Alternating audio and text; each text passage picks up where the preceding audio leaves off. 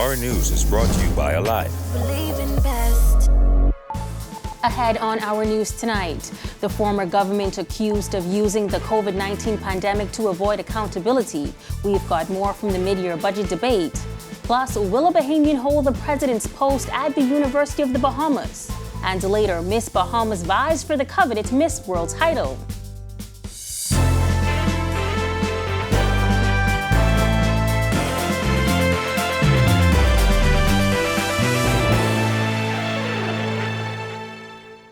Welcome to our news and thanks for joining us. I'm Megan Shepard. Prime Minister Philip Brave Davis leveling heavy accusations at the Minnis administration in Parliament today, accusing the former government of using the COVID-19 pandemic to avoid accountability and oversight. His comments sparking a heated back and forth between Davis and former Prime Minister Dr. Hubert Minnis. Jasmine Brown was in Parliament and filed this report.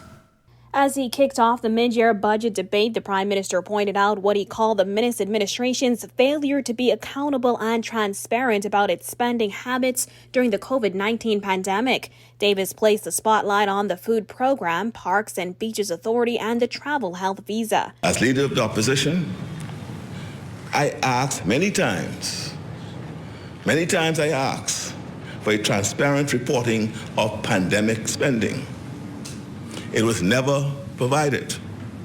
Davis went on to lay out more details about the taxpayer money injected into the National Food Distribution Program. The Prime Minister said it is still unclear how the $53 million allocated to the task force was spent, noting that there are no records on the spending and no standardized reporting of results. He told parliamentarians that Susan Holowasko-Larson, who chaired the National Food Security Task Force, was paid $1,750 per week for her work. Davis says he found it surprising that Holowasko-Larson was being paid for her work, as he thought the job was a voluntary one. I didn't expect anyone to be being paid to do this job. Everyone was saying, they believe, Brave, what people call me, say, Brave, what you doing attacking these people who offering their services to help the poor people and this charitable work. And I was feeling a little bad. Big business.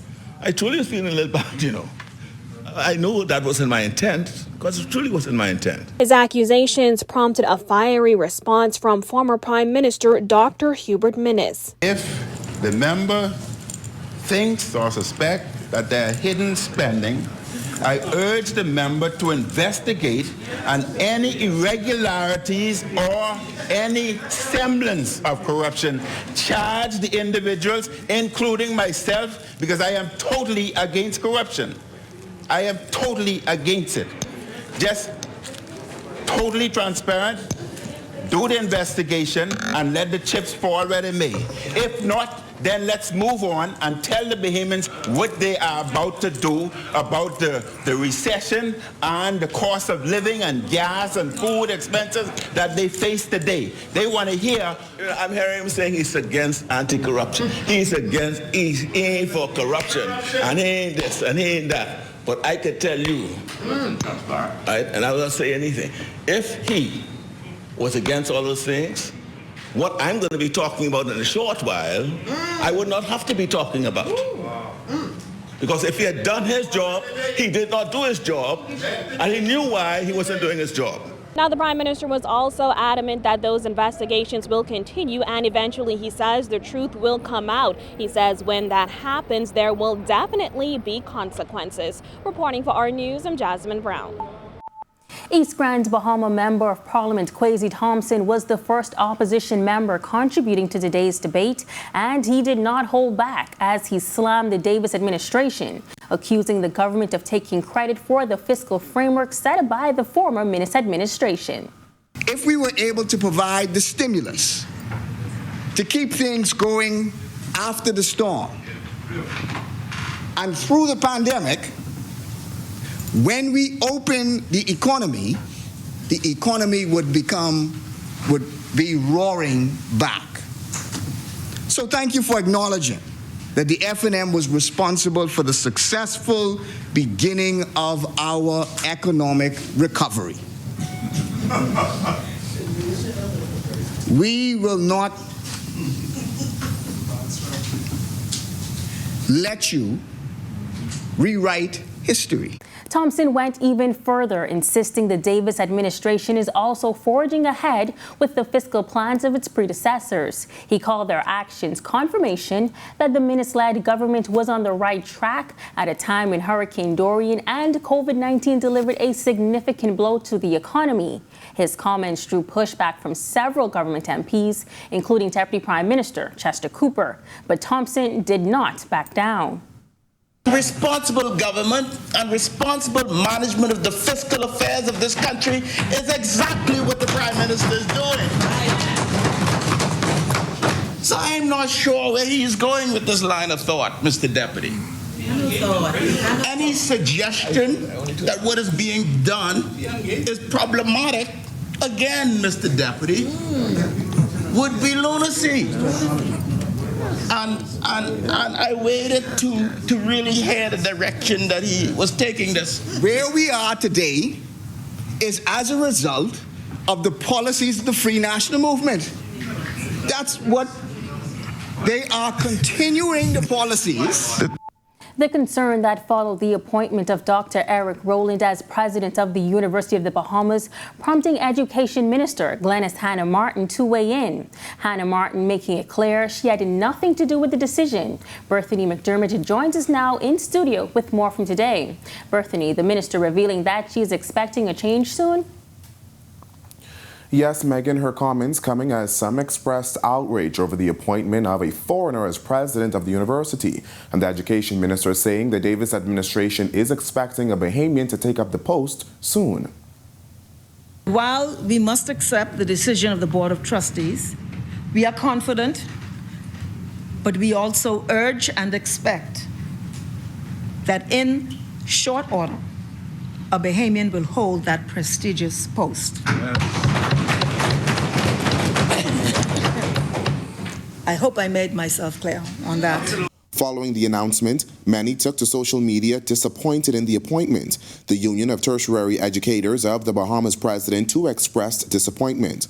Addressing Parliament this morning, Opposition Deputy Leader Shannon Don Cartwright also spoke out against the appointment. I believe that it's a travesty that at this point in our development that we cannot have at our higher tertiary education a Bahamian president, when in fact, it'll be interesting to see how exhaustive the process was, because we all know we can name about 3 persons who are Bahamians who are presidents of universities in the United States. And so it's very disconcerting. On Tuesday, UB Board of Trustees Chairwoman Allison Maynard Gibson announced that Dr. Eric Rowland will take up the post as of August 1st. Outgoing President Dr. Rodney Smith will conclude his tenure on July 21st, 2022. Hanna Martin stressed to parliamentarians that the New Day government is all for the empowerment of Bahamians. The University of the Bahamas, in the selection of a president under the Charter, enjoys autonomy. That's the Charter and the University of the Bahamas Act. It is also important to note that the search for a new president was completed before we took office. I must make it clear, however, that it is the policy of the Bahamas government that Bahamians be empowered wherever possible. And Megan, as we heard from the UB Board of Trustees yesterday, the candidates were narrowed down to 3 finalists, including Rowland, Sir Anthony Selden, and President of UB North, Dr. Ian Strawn, who is a Bahamian. We will certainly continue to follow this. Megan? Thank you so much, Berthany. Well, a mix of conditions dominating the weather this week. Meteorologist Greg Thompson is in the Weather Center with your first look. Good evening, Greg. Thanks, Megan, and welcome everybody for our first look at weather on this warm Wednesday evening. Temperatures outside our studios, 79 degrees with just a few clouds.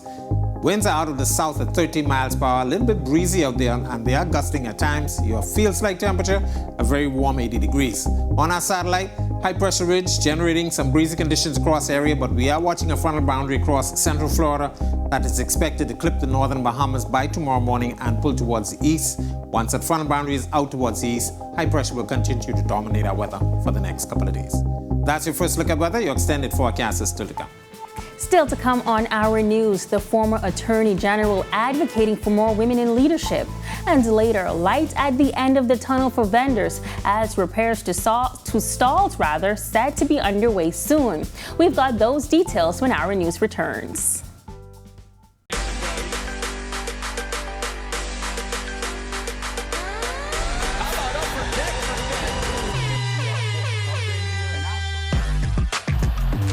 Got size at 6'5".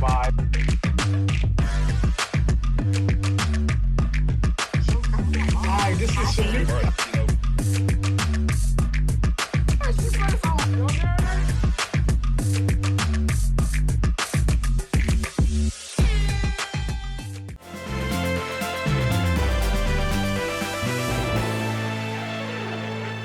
Acting Police Commissioner Clayton Fernander keeping his word today as he launched a community mobile police station in Thompson Lane off East Street. Thompson Lane has been in the news the past week as it was the scene of 3 murders over the weekend, the first on Saturday just after 2 p.m. and the latest 2 just after 5 p.m. on Sunday. Superintendent Audley Peters and Chief Superintendent Raymond Demerit speaking to the importance of this latest initiative. This is going to be a 24-hour station with the intention of allaying the fears of the members of the community. We're going to be here all day, every day. We're going to bring quiet to this community. We're not going to allow just a handful of thugs to just come and put the fear of crime in this community. So we're here today, and we're going to be all over New Providence. We've teamed up with our neighborhood police, our community police officers, as well as officers from the Drug Enforcement Unit and other law enforcement partners to just bring the fair crime down in our communities. Acting Commissioner Fernander also attending the launch and gave this update on the recent homicides. Well, once they come here at this mobile van, we have vehicles in the area which will transfer them to the station and they can lay their complaints there. Yes, I must say we have a number of persons in custody at this time and detectives are interviewing all of them at this time. I must say that we have some promising leads in all of the recent killings over the past week. Meantime, the issue of gender-based violence and marital rape has sparked national debate, and now a former Attorney General is speaking out, saying she believes part of the solution is more women in leadership in all facets of our society. Sasha Lightborn reports.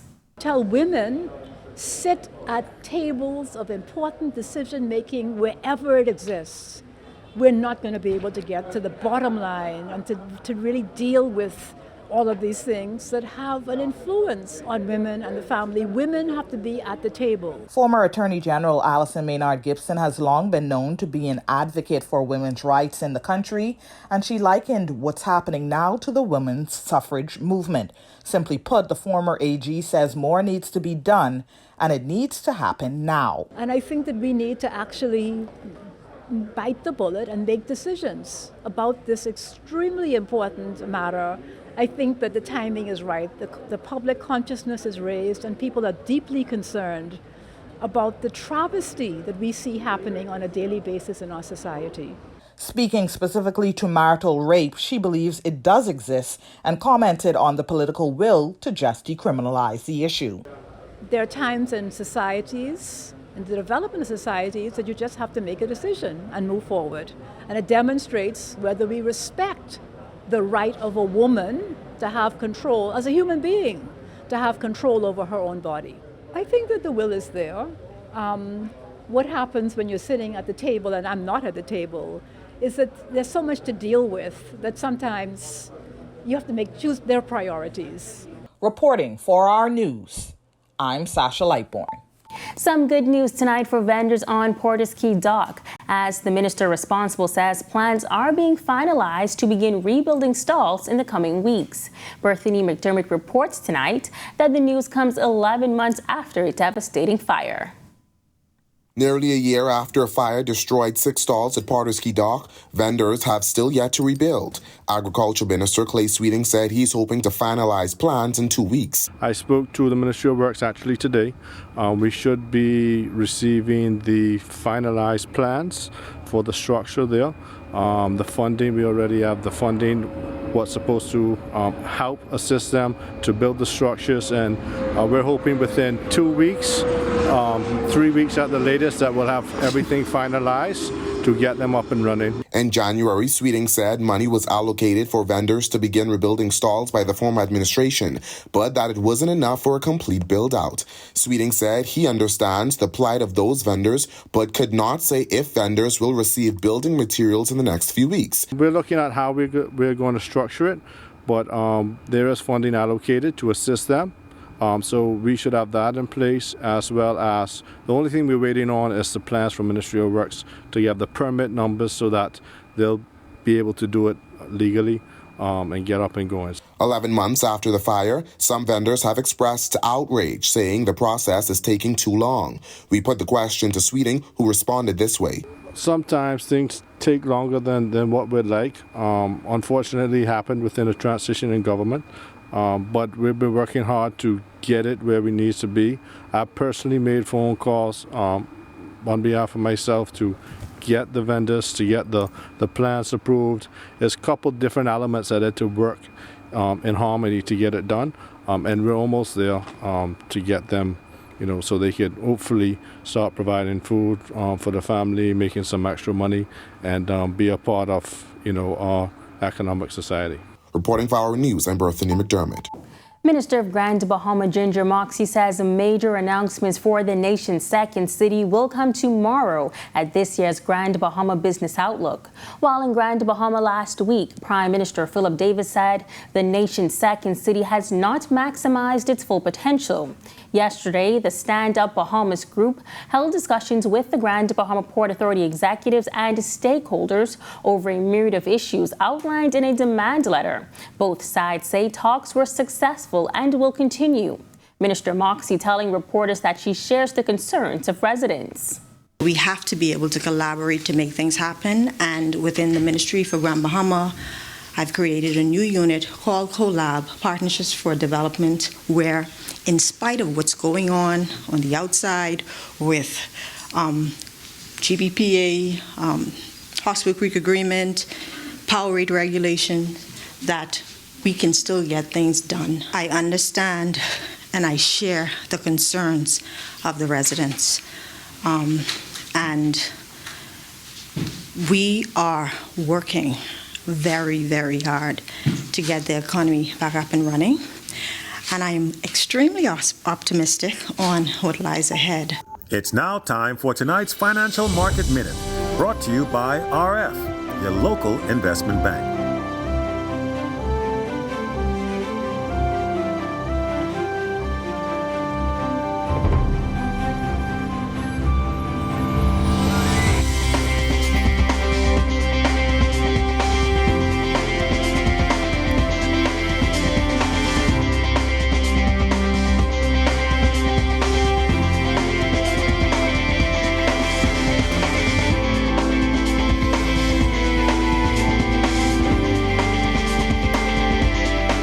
This has been your Financial Market Minute.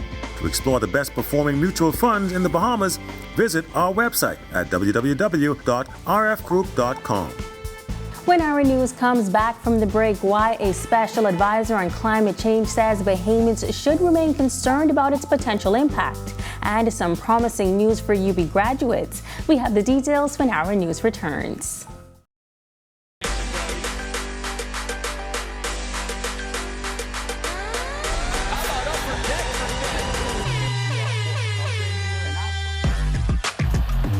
Got size at 6'5".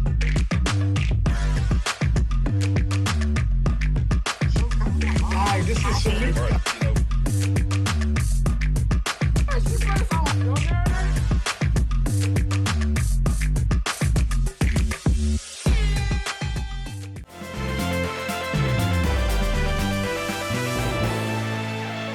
This is Our News. Welcome back. Special Advisor on Climate Change and Environmental Matters, Rochelle Newbold, says the 2020s is the decade where efforts in combating climate change will matter the most. She added that the Bahamas will be one of the first impacted by climate change. Since coming into office, the Davis administration has put particular focus on addressing climate change and environmental issues, with Prime Minister Philip Davis advocating the issue at conferences such as COP26. Newbold stressed that climate change effects on our low-lying islands could be disastrous. Right now, the world is experiencing a 1.1 degree rise. And here you have floods and fires and hurricanes and huge tsunamis going on all over the world, right? If we do not address this issue now at 1.1, we are trying to keep it to 1.5, right? At that 1.5, in comparison to the 1.1, we would be wishing what we're experiencing now would be the reality if we go beyond 1.5. Newbold says she's encouraged, however, by an international survey conducted in 2020, which showed Bahamians had one of the highest sensitivity rates towards climate change issues. And how can they assist in this matter? Well, yeah, we talked about the issue of solars, using solar energy, putting solar in your house.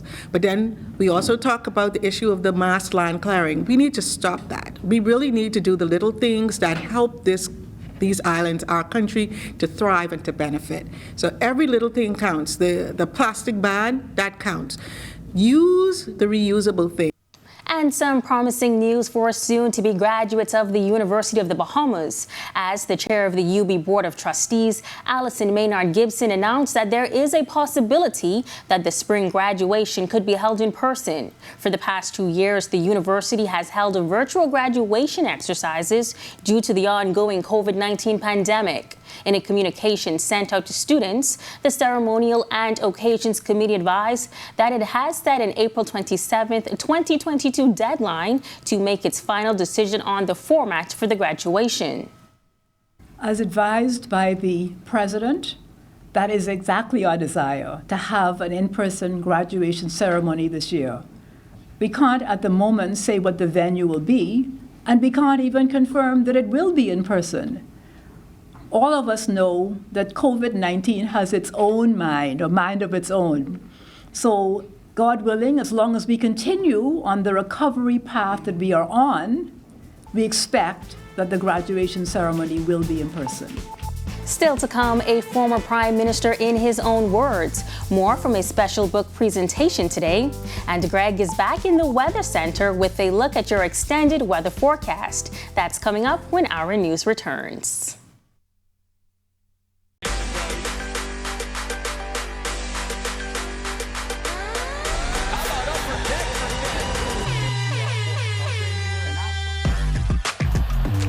Got size at 6'5".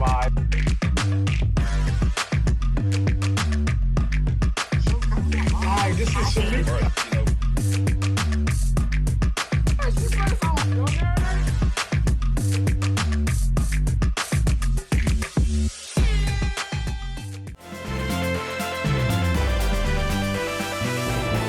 Welcome back to our news. Three-time Prime Minister, the Right Honorable Hubert Ingraham, presenting his book, I Say What I Mean and I Mean What I Say. Hubert A. Ingraham, in his own words, to the nation's current Prime Minister, Philip Davis. Ingraham noting that his book, the first in a trilogy, is a collection of his most significant speeches and statements.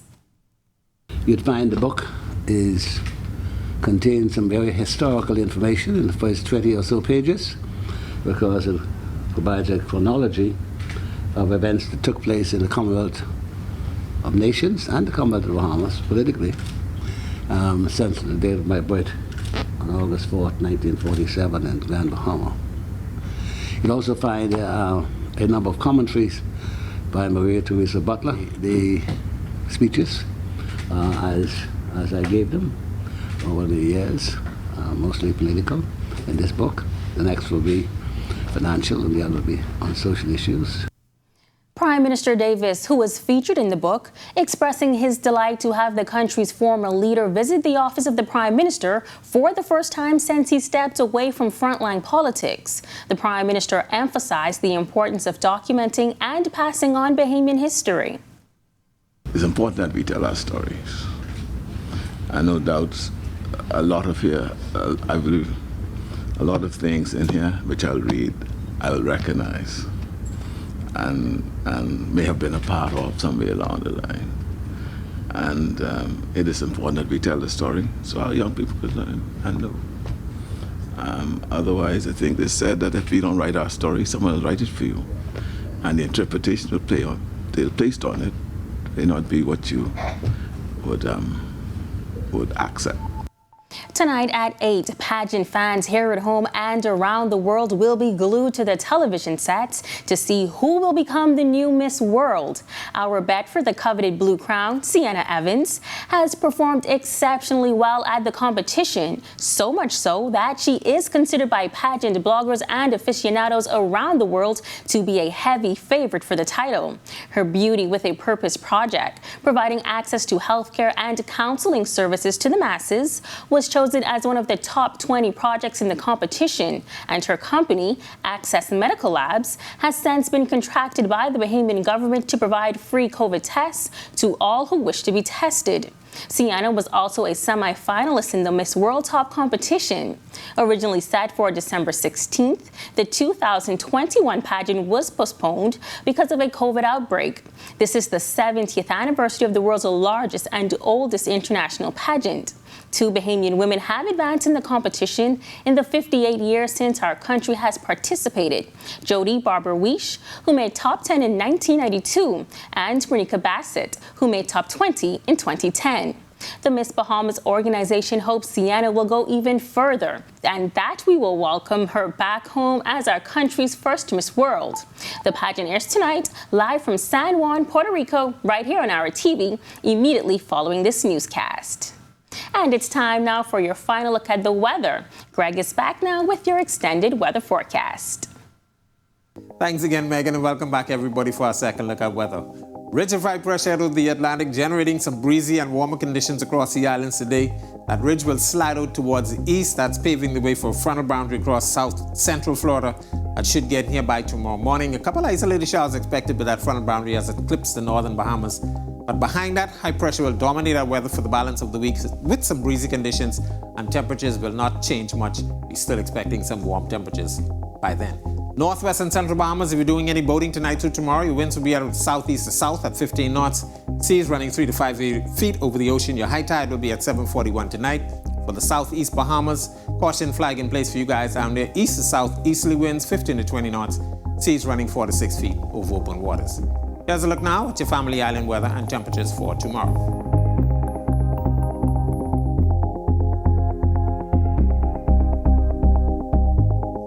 A look now at your extended forecast through next Wednesday.